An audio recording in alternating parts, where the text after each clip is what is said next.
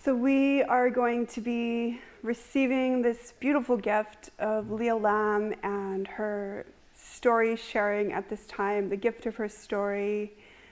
So she is a creator of the School for Sacred Storytelling, where she teaches a modality of storytelling for self-discovery, community building, and healing trauma.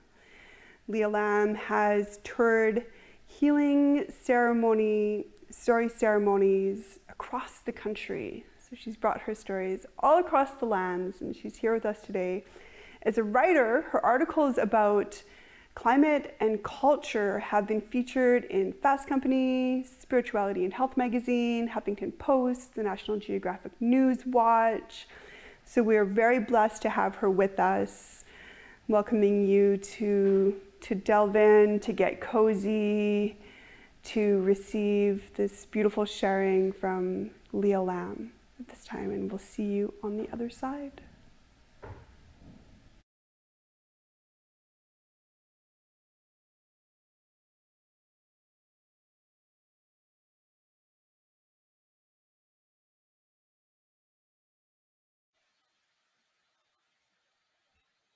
Greetings. What a pleasure to be with you, and thank you for that generous introduction and that gorgeous singing and this way of coming slowly into being in relationship with story today. Let us make our way slowly. And so I'm going to invite you, we're in this strange little time. I just want to say I'm so thankful for Ian for creating this space where we can share in his dream of what it is to be holding these old stories and these new stories and making place to be really conscious and considerate about what stories we're holding in these times. And he's really carrying an old torch. So I'm so grateful for this and for all the people who are seen and unseen who are making this possible for us to be together in this way to get today. I asked Ian, I was like, so can I hear people? Because this is a story that likes interaction, it likes engagement, it likes people to play a role in it. And he was like, no, you're not going to be able to hear people. I was like, okay. And I was like, well, can I see them? Can I see them? So I can just feel their bodies and see how they're responding. And he said, no, that's not how this technology works.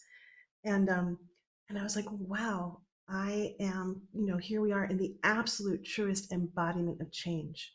Once upon a time, we would gather around a fire and we would look each other in the eye and we would feel each other. And the story would emerge from how we were in relationship to each other. There was the story, there's the storyteller, but there's the story catcher. And you guys play the most meaningful role, I would say. It's an illusion that the storytellers hold the power. It's the listeners. It's the listeners who will give life to the story and who might allow it to continue to live and breathe on this planet through them.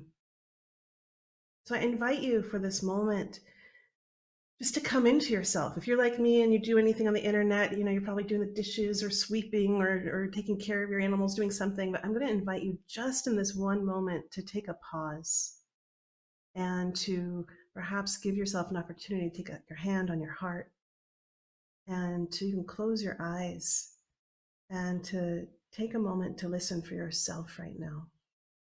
What inside of you is asking to be tended? What in your life, what in you is asking for your attention, for your care and consideration?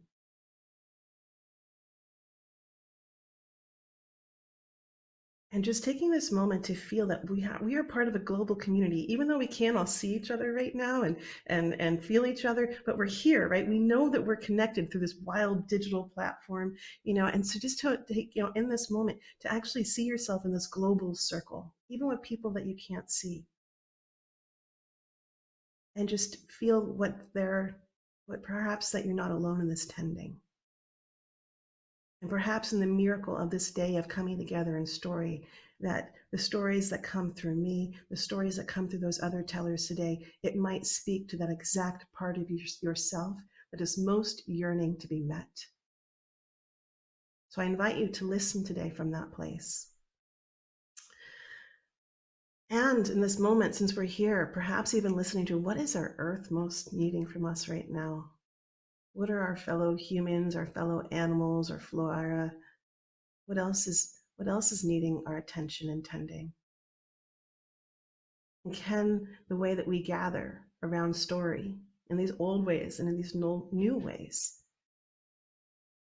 can we meet those needs?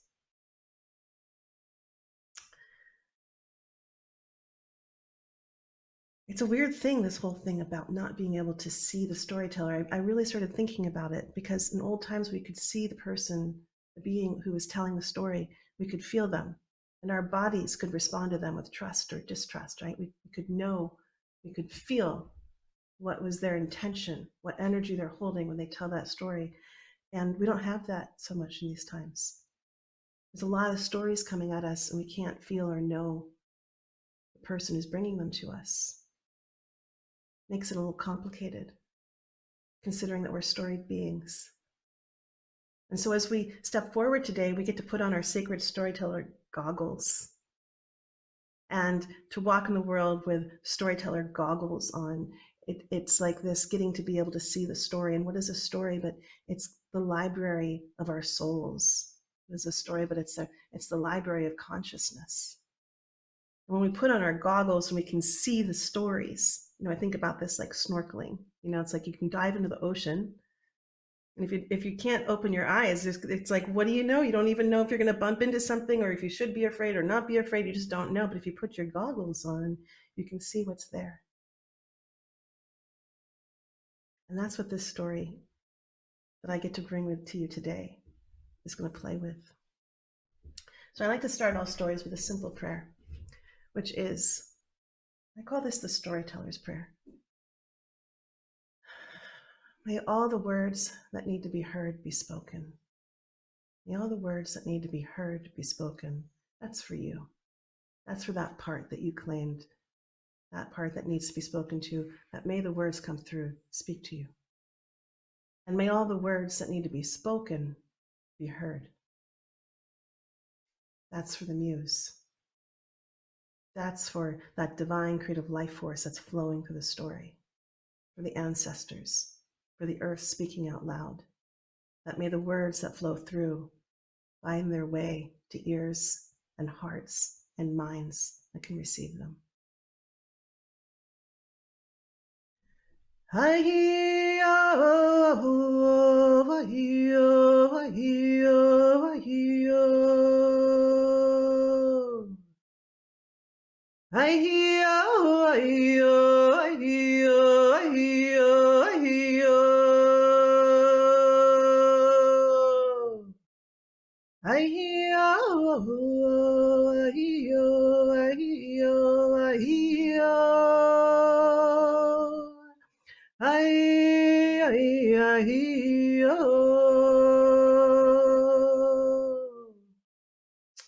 This story begins with a planet whose name we have lost. She's lost because she was separated from her constellation. And so in this story is a story of separation. And while she was separated, and nobody knows exactly how. And so what I must tell you, before I even begin to tell you that part of the story, I have to tell you the truth of all stories, which is that, the truth is that every single story that begins actually is standing on the ashes of the ending of another story. And so many storytellers don't tell you that. They don't tell you that one simple truth. And somehow they haven't told you that they're giving you the fragments and the pieces and the sections of a story that's convenient. This is being done by negligent storytellers. But that isn't where we are today. So with this story, I have to begin it with an ending of another story, with that planet whose name was lost because she was separated from her constellation. And as she was separated, the things that were on her, the stories, they became very hungry and they became half of themselves. And the less and less whole they were, the more and more they started to take and steal and get greedy And they fed and they fed and they fed on her. And in that, they started to break the most cardinal, universal rule of the universe. That rule that keeps life going. You know this rule. The law of reciprocation.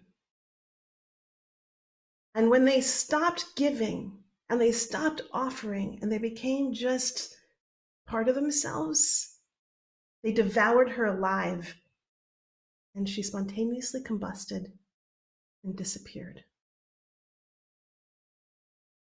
The grief that filled the universe when all of those around her had understood and recognized what had been done, how one among them had become lost and taken in such a way. The grief was so strong that it ripped a hole through the universe. And they say that's when love came in. And love? Oh man, she's a wily character. She just slicked her way all the way through the universe, touching that and holding that and fondling that. And, love, she's got no boundaries, and she has lots of desire, and she's very strong-willed. She can move mountains if she wants to. And they say that with love in town, she kind of started spicing things up a little bit. I just want you to know, I'm not talking about lust, I'm talking about love. And she opened beings' eyes to see things that they had never seen before. Now, I want to tell you something about how the universe was at this time. At this time, like beings mated with like beings. Saturns mated with Saturns. Venuses made other Venuses. Mars made more Mars. It was like that. But when love came around, all of a sudden, people started, the planet started noticing other things. And there was this like land planet. Let's call him Tim. It was this like rough, tumble land planet. And he noticed this ocean planet. Let's call her Sally. And they started just kind of coming together and noticing these things that they'd never seen in each other before. And they came together and they started kind of rubbing up on each other. And the next thing you know, boom, the Big Bang happened. And Earth was born. You need to know there'd never been a mixed planet created in this universe before. And that planet that we'll call Tim and that planet that we'll call Sally came close to look at this little Earth being. And they thought there was only one thing to do.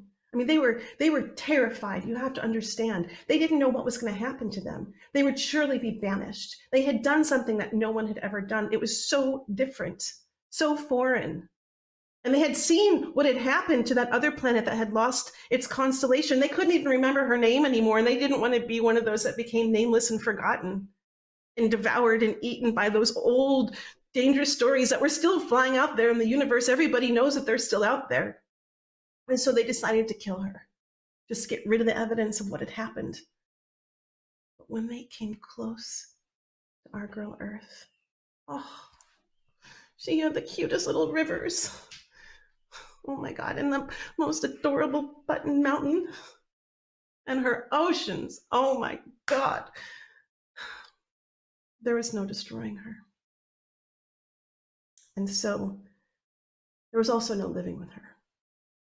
So they took her and they decided to throw her into the farthest part of the universe. And just as they wrapped her up and prepared to throw her, Tim said, no, wait one second. And he whispered into her ear, "Dear Earth, no matter what happens, I want you to always know what you're made from. You are made from change." Her mother came close and whispered into her other ear, "Dear Earth, I want you to know what you are made from. You are made from love." And with more pain than anyone could imagine in their heart, they wrapped her up and they threw her to the farthest place in the universe. And there she was, all by herself.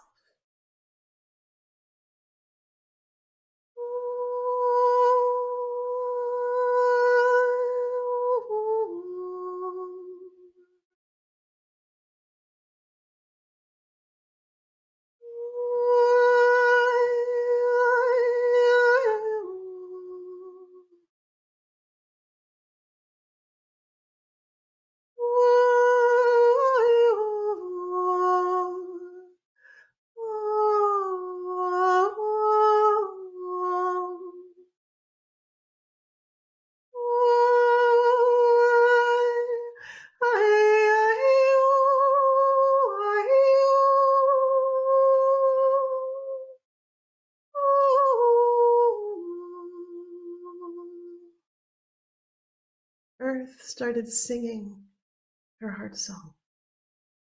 And she started singing this call of belonging, this call of community, this call of connection, because nothing in her wanted to live an entire life alone. She wanted to be with others. And she figured if she was all alone in the universe, and maybe others were too, and maybe they could come close and they could live with her, they could live on her, she would give them a home. And this was the song that she sang out into the universe. And she sang it, and she sang it, and she sang it, and she sang it, and she sang it, and she sang it, and she sang it. And finally, Saturn was like, oh my God, child, you will not stop, will you? You are like relentless. What is the situation here? And Earth told Saturn her story.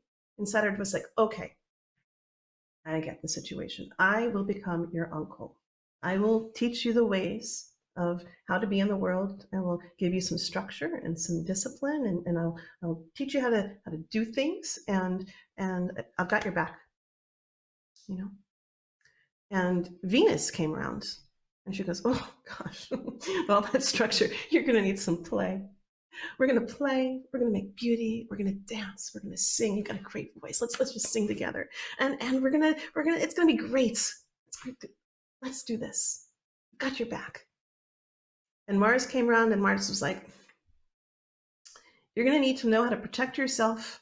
I mean, do you have any idea how dangerous it is out in the universe? I'm going to give you some tools and some skills. And I'm going to teach you how to be fierce so that you know that you don't ever have to be afraid. And then Jupiter came by, and Jupiter was like, you know, you've got a lot going on.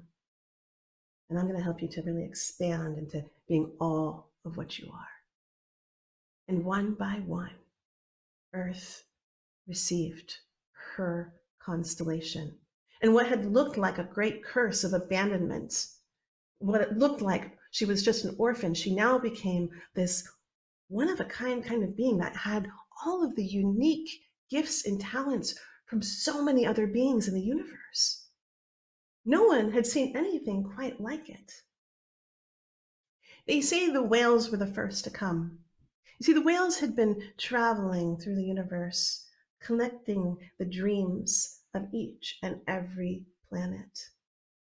And this nomadic tribe knew their unique role as the library of the dreams and the visions. And they saw in Earth a very unique opportunity for all of them to come and gather together and hold this dream of the universe in one place. And so it was the whales who whispered to her the possibility that she could very well be the imagination of the universe. They told her with great power comes great responsibility, and that they would help guide her. Now, no one knows exactly how it first happened, but there were also a lot of star beings that heard that relentless call.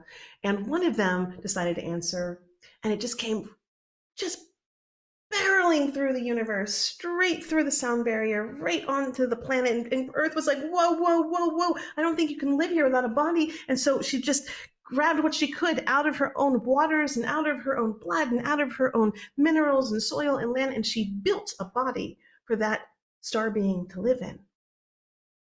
And more came, and she started building more and more bodies. And they started to have fun. They danced and they sang and they made amazing food, and she taught them so many things, and they taught her so many things. And they did this very special thing. They would do this thing with she taught them about change, because she knew a lot about change, and she taught them about this changing of the seasons. And they created this kind of deal, this agreement that they would help her change the seasons. And so, many times a year they would get together and they would dance. They would give her dance, and they would give her songs, and they would give her prayers, and they would do all these things to help her move the seasons. And there was always enough food. And she would always give them all of her gifts. And they would always receive her gifts, and they would give her their gifts. And it was this amazing, amazing time that they were having together. Meanwhile, they discovered that their alchemy had some wild, wild ways. And that while Earth was now carrying the dreams of the universe, when she thought them, and the star beings would listen to them and then speak them out loud, she could actually make them into being. Like their words changed the form of matter on her planet. This was really something. No one else in the universe was doing this. Now all the council of the universe came together and they said, this is really something. I don't know about this. This looks dangerous to me. I mean, she is young and her power is just like off the hook.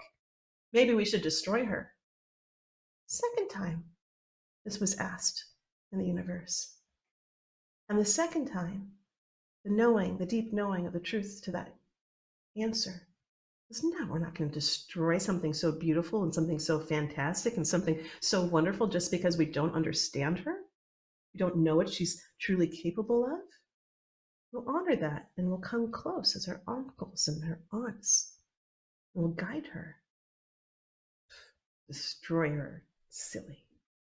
Meanwhile, that song, it kept on going. It's not like it just stopped, right? And remember those old stories? Remember those old dangerous stories that came from the story that came from before this one? They heard that too. And they say the story of scarcity was the first one that showed up on the scene. He came close to her. Earth, she looked good. She looked tasty. This was going to be a good time. Now, Earth had never had anything to fear before this time. And she turned around and she looked at the story of scarcity. She greeted him, the happy look on her face. I mean, she really was something. And Scarcity said, you're going to run out of apples. You just keep producing them nonstop and you're giving them away. You're going to run out. And Earth was like, oh, are you hungry? Here, have an apple. And as he ate it, she said, we figured out this thing with the seasons where like I make them and we give them away and then they fall into the earth and there's this whole regeneration thing and then the tree takes a break and then when that apple tree is taking a break and resting and restoring, the oranges are growing, the almonds are growing, the kiwis are growing. There's more than enough. Don't worry, you're not going to be hungry. She felt something when he took that apple that was a little bit different, and she noticed. He said, those rivers of yours, they're very full. I mean, they're so full, they're just rushing and flowing and just like, it's just freaking nonstop. You're going to run out of water. Earth laughed so hard that she split up, made a couple canyons. She was like, oh my God, that's just so not how it's going to be. I mean, look, watch this.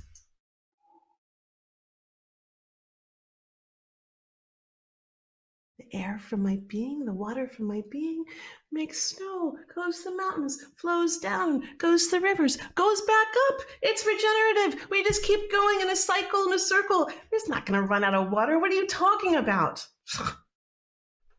Scarcity looked at her. You are so out of control with all of this creation that you're doing nonstop. You're going to run out of land.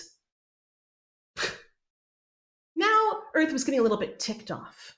I mean, what was it with him always criticizing? She'd never had anybody be so critical of her before. She got a little rumbly on the inside. She's like, oh, really? You think I'm going to run out of land? Well, watch this. And she blew a volcano, and down went the lava, and there went some more earth. And she goes, I am not going to run out of land. More than enough where that comes from. And, Earth looked at the story of scarcity and she goes, Scarcity, I've been listening to you. I've been really listening to you. And I noticed that I think you're only telling me half of what you're really concerned about. And it's not that I'm going to run out. I think that you are watching me create a lot, and I hear that. And that you're concerned that I'm not going to value what I have. And Scarcity was like, oh, I feel so seen. I mean, you're right.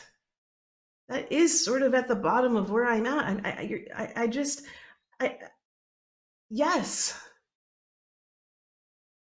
And they kind of got into this conversation. And it was a deep conversation. It was a long conversation. There was a lot of reckoning that came with it. And the story of scarcity saw something in her. And that in her ability and in the truth of what she was, and in the essence of what she was, and in her clarity and ability and skills and talents and gifts and generosity, that she really had something to offer him that he hadn't understood before. The opportunity to become whole, to become all of himself. And that if he had all of himself, he could live among her without devouring her, without killing and taking. And he wanted that. So he asked Earth if he could come, live among her kind as home. And Earth, you know, she'd not been alone in the world. And she knows when to seek counsel. And she said, why don't you wait? And he said, you should just know something, that I would not come alone, just so you know. Like, there are others that are going to come with me. You know, I travel with a gang. You know, it's a bunch of us. And you should know that, like, while I really want to change and I'm really committed to this, you know, they might not want to, but we travel together. So it would be a situation. I should tell you, it would be a situation. He goes, okay, I'm going to go. So she was up to her council and she asked him about this. And she says, you know, should I do this? And they say, well, Earth, take a seat, because now we need to tell you where you're from. And they told her own origin story and how, in some bizarre constellation of luck and serendipity, that they were part of her creation.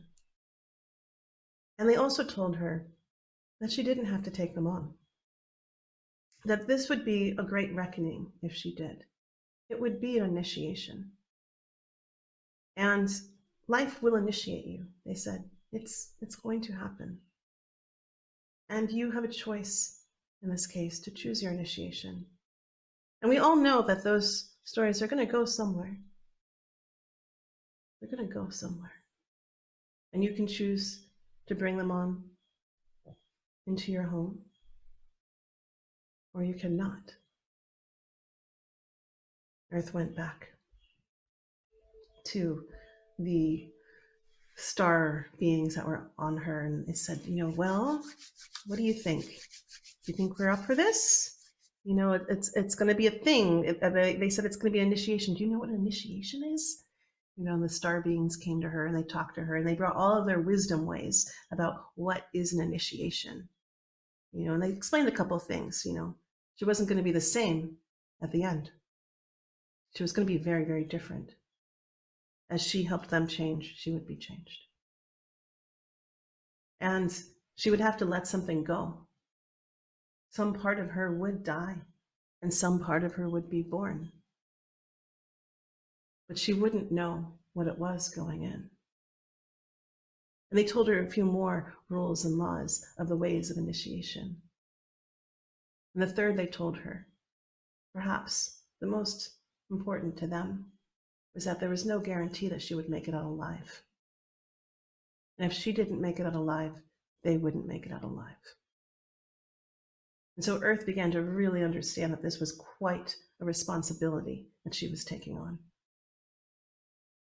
She went to the whales and she said, whales, hi, what do you think? I know you came here thinking this was going to be a safe place, and I don't know. I don't know if I should do this. And if I do, I don't know if this is going to be a safe place for you. And the whales said, you know, this is your choice. This is your choice. You might give the universe one of the greatest extraordinary gifts to create a place where those stories could be whole, so they're not out devouring and killing other planets.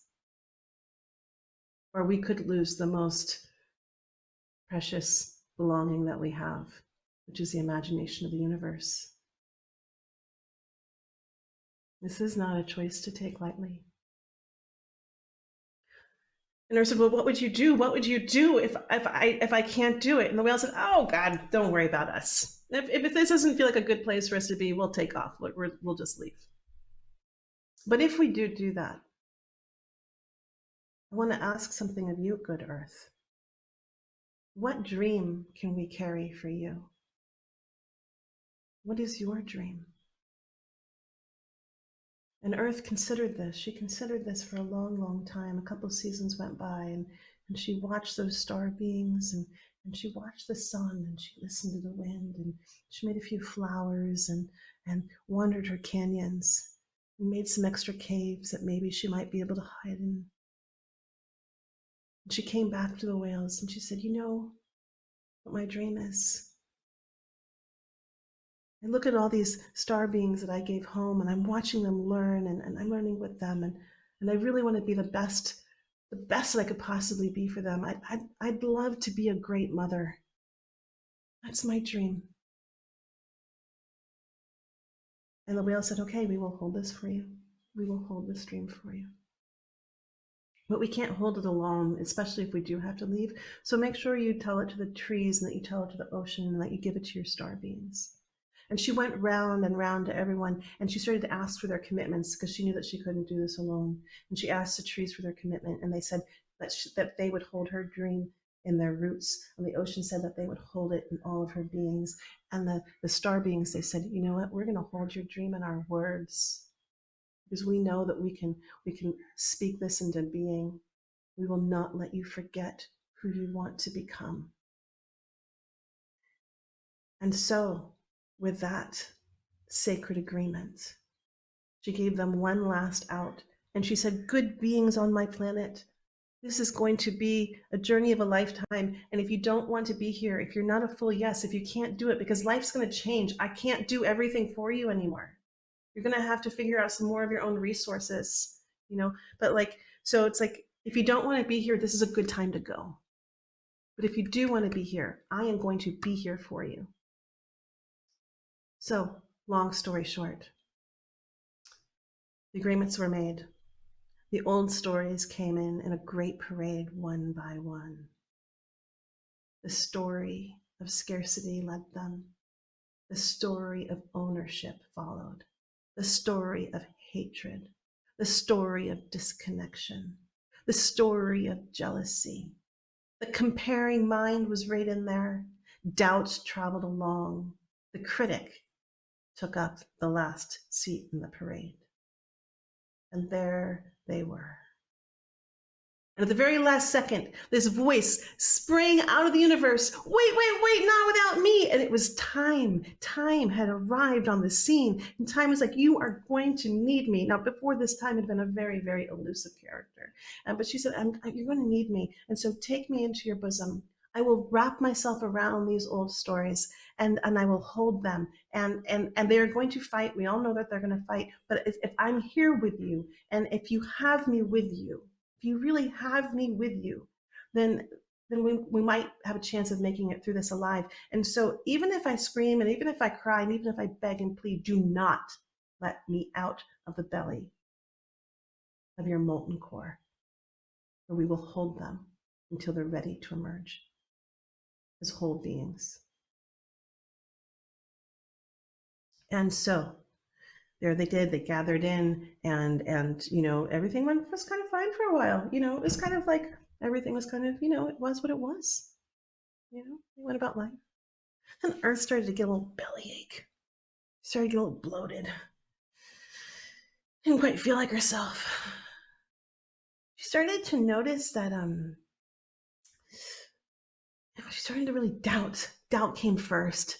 She started to really doubt if she was strong enough to do this. I mean, she could feel them wanting to punch her way out, and she could feel the desire to throw a volcano up, but she knew that she couldn't. She had to just keep this in, and she didn't. It was uncomfortable, and they said, okay, I can do this. The trees were like, you got this, and it went like this, and then the critic came in. The critic came in. She knew that she just couldn't do it. She wasn't good enough. She wasn't smart enough. She hadn't studied enough. Nope, she did not have it in her to do this. You should just let them all go right now and be done. The ocean was like, oh, honey, you got this. You got this. You're okay. Keep going. And it went like this for a long time. No one knows exactly how it happened, but somewhere on one day in this way, maybe one of those little seams of her just kind of bubbled up. Maybe it was sort of like popping a pimple, and there was this black, silky, mucusy, slippery substance, and it talked to the beings that came near it, and it told them that it could do things that no one else could. It could bring the light of the sun into their homes, and they wouldn't be controlled by night and day anymore.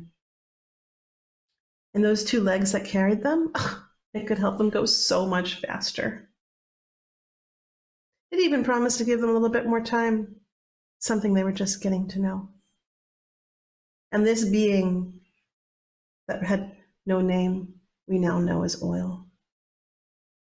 And those beings broke the one cardinal request that time had made, which was not to take her out of the earth. And they started taking and taking and taking and taking, not one word of gratitude, not one word of appreciation, not one thank you, nothing. They were on the take. And as they took that, and as they did that, they realized that they were in quite the situation. It's a funny thing when you get into such a situation. All that taking. And Earth got really tired, and she was feeling really down on herself. They started criticizing her, and they weren't helping her move the seasons anymore, and they didn't want to move because now the comparing mind was all up in their business, and they were like, look at that tree. That tree doesn't have to do anything for its food. It just stays there with its roots, puts out its arms, and boom, everything it wants is right there. Why do we have to run around and go hunt and gather? And Earth is like, what are you talking about? What are you talking about? You're insane. And then they started calling her hysterical for crying and being upset. And she made hurricanes of upset. She was like, I'm just an emotional being. This is so hard. And they started it just became this other mess where they just nonstop, like hating on her for the very essence of what she was, which was a changer. She was trying to change. She was trying to grow up. She was trying to do this initiation. If she just stayed who she was, none of them would make it. But no, they didn't want her to change, not her. And all of a sudden, she began to hear that voice in her mind about what she was. She was a being that transforms. And she started to burn. And she started to burn through all those old stories that had taken over her planet. The story of ownership and the story of greed. She wasn't going to have it anymore. And she burned and she burned and she burned. And Venus came down one day and she was like, Earth, maybe they're just not that into you. Have you noticed? Have you noticed how they're just taking? When was the last time they asked you out on a date? When was the last time they made you a meal? And Earth looked around and she was like, oh, she got a little upset. She started to wonder, maybe they shouldn't be here anymore. Maybe they didn't want her anymore. She had to sit with that one for a long time. She had to come to this place of remembering the other piece that had been whispered to her at the beginning of her life, that she was made of love. That she was love, and that she did love. And she started loving in a way that brought that love back into those beings. And that love started to heal the shame and the blame that they felt for demanding of her to be what she wasn't. One day the sun looks down on her as she was resting and basking in the warmth. And he said, well, Earth, how you doing? How's it all going? And she looked over her Earth. She said, son, it's a lot. Some beings are beginning to grow with me, and they're getting to know all the wounds of those old stories, and they're beginning to know them inside and out, and they're bringing healing to them. And some are still kind of on the take. They've been convinced that there's only one way out, and it's off of me. But I'm sitting here with it all, knowing the truth and the essence of what I am, meeting it every single day. But I'm here for love, and I'm here for change, and I'm here for you. Ahio, ahio, ahio, ahio, ahio, ahio, ahio,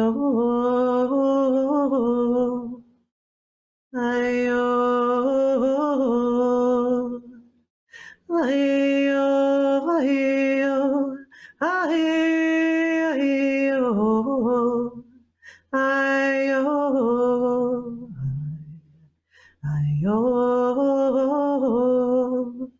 ayo, ayo, ayo, ayo,